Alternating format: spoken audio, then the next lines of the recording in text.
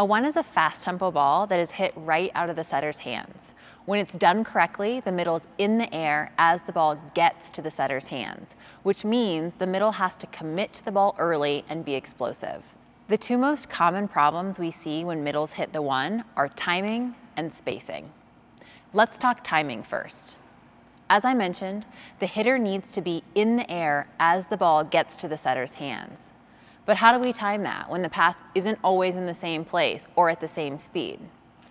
As a rule of thumb, we want to wait until the ball is even with our body and then race it to the setter. Meaning that as the ball gets to parallel with our body, we need to take our directional step or first step of our three-step approach. Because this is such a fast play, we take a three-step instead of a four-step approach here. Left, left for right-handed players and right, right for left-handed players. To practice timing, we like to get rid of the setter altogether. Grab a partner to toss the ball and stand at the 10-foot line. Have your partner stand about 2 feet behind you and have them toss the ball toward the net so you can practice initiating your first step as soon as the ball leaves their hands. Remember, the ball should be parallel with you as you complete the first step.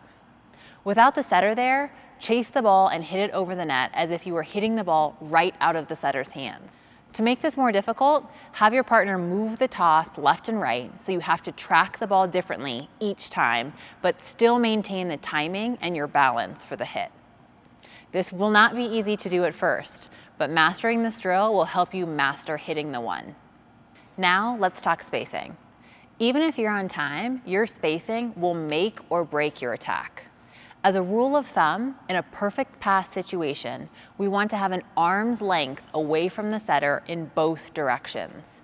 If the setter moves off the net or in either direction along the net, as a middle, we need to maintain our L.